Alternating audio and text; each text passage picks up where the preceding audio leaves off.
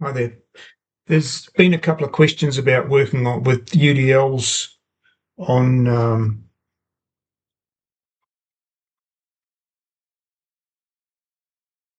on the course pages, so I thought it might be worthwhile just going through and working through a beam that was as complex as you're likely to get in engineering fundamentals.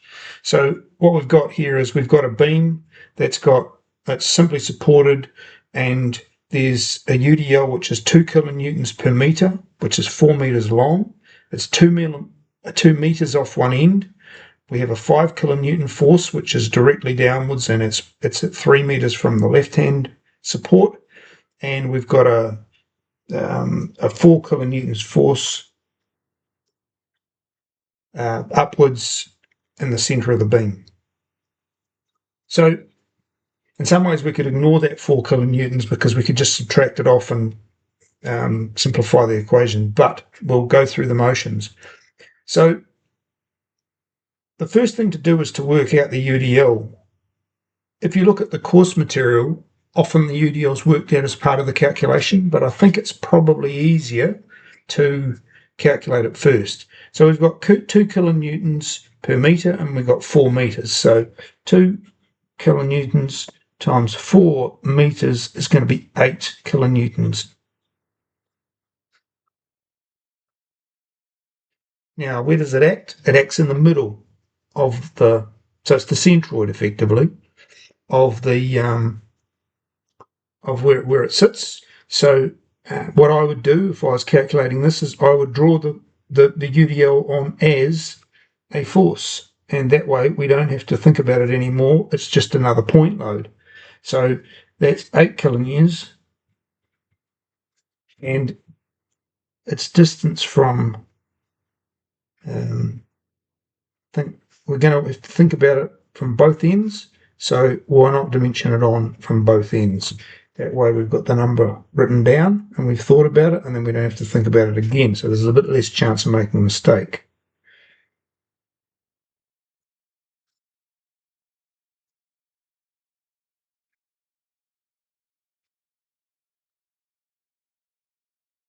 So it's 4 meters from this end, 8 meters from this end. So now we've effectively just got a series of point loads, and there's two ways of calculating moments, one being counterclockwise moments and clockwise moments. The other is positives and negatives, and a counterclockwise moment is a negative and a clockwise moment is a positive. However, I'll do both because we're all wired a wee bit differently, and to me the counterclockwise moments and clockwise moments make sense. I understand that this thing's trying to rotate or not, and therefore the movement makes sense to me, whereas the positives and negatives, yep, that's other people find that makes more sense to them, so we'll do both. So if we have clockwise moments equals counterclockwise moments, and clockwise moment is that way, and a counterclockwise moment is the other way. So if we take moments about, we'll do RL for a start. That way we eliminate RL from the situation. So the clockwise moments about RL, we've got 5 kilonewtons times 3 meters, and I find it easy just to work along the beam. First of all work out all the clockwise moments, then go back the other way and work out the counterclockwise moments. So 3 times 5, or 5 times 3, doesn't really matter. And then our second clockwise moment for this situation relating to RL is 8 times 8 equals, and we've got a counterclockwise 4 kilonewton moment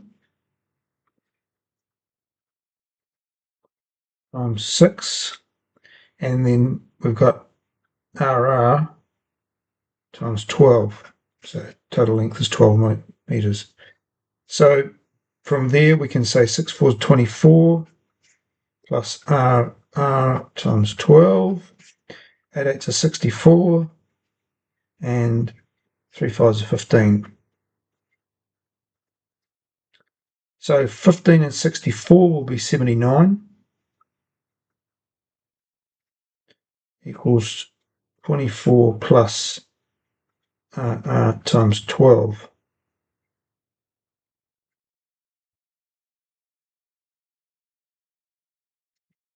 Okay, so we can subtract the 74 from the 24 from 79, and that gives us 55.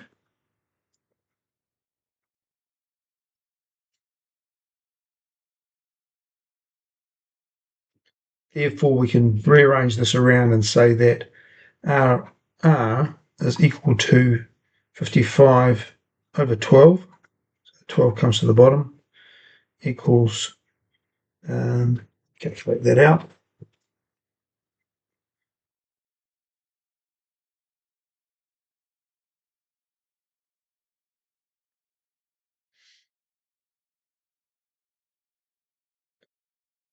4.58 kilonewtons. And although my calculator's got a bunch of threes on here, we'll just round it up. With anything like this, we're most interested in this stuff. The final number, yeah, it could be important, but round it to, in this case, a couple of decimal places will always be sufficient. Yeah, we're not going to want anything to a higher degree of accuracy than that, and we're not interested in, infinite numbers. So it's practical engineering should be. So, okay, so now we do moments about R. And so our clockwise moment, if we're looking at RR, is, what do we got? We got 4 times 12 times 6. So once again, I would draw more and more because it keeps it clear in your mind. So that's 6. This is a fairly simple beam. You haven't got any strange sizes. You may find in a test or in an exam that you've got various different points, like 5, maybe this could be 5.3 and this could be 6.7 and so on. So if you write them down, you're more likely to get the answer correct.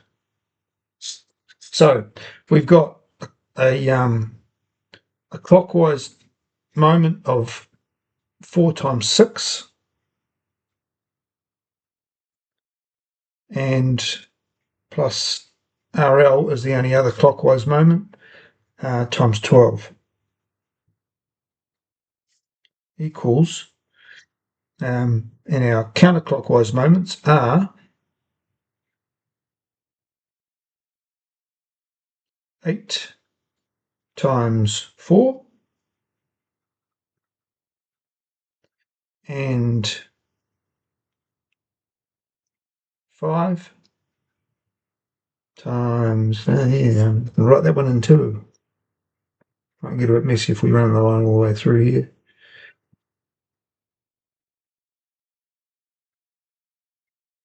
So that's going to be 9 meters plus 5 times 9. Okay, so 6 4 24 plus RL times 12, and 8 4 is 32 plus 45 equals be 77, and 24 plus RL times 12. Once again, we'll subtract that from here. So 77 minus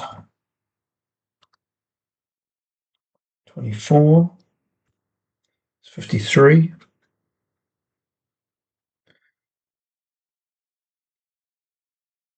Once again, we can then say RL equals 53 over 12 equals 4 point, and once again 4.1667. We'll say we'll just call it 4.42.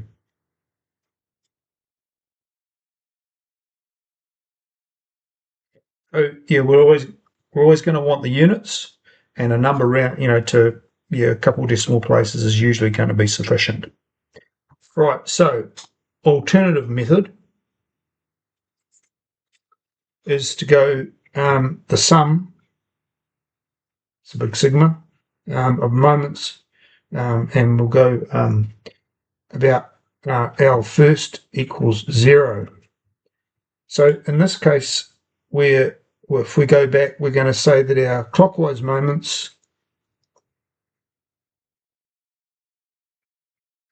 are positive, and our counterclockwise moments or anti-clockwise moments are negative. So about RL, so working along the beam, we've got a positive 5 times 3.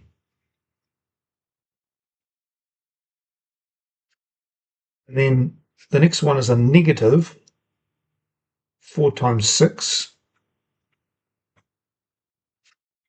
Then we've got a positive 8 times 8.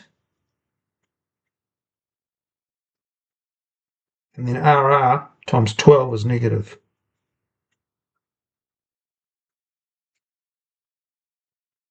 So once again, do the maths. 15 minus 24 plus 64 minus RR times 12 equals 0. So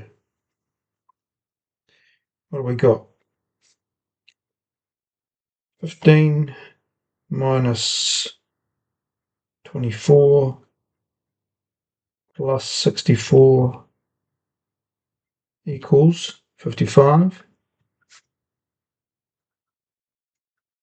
minus RR times 12 equals 0. And so if we take the RR times 12 over the other side, it becomes positive.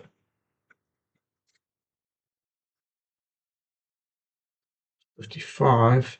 Therefore, once again, we have 55 over 12 equals, we already did that earlier on, so we can say that equals 4.58 kilonewtons. And the sum of all the moments about R equals, so working along the beam again, so the first one we encounter is a counterclockwise 8 times 4.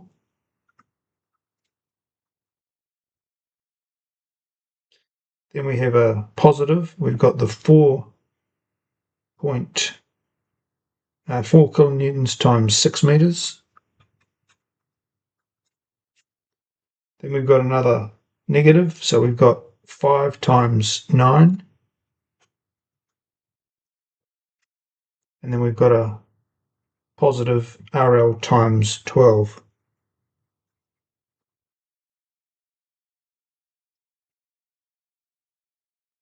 Right, it's 32 plus 24 minus 45 plus RL times 12 equals,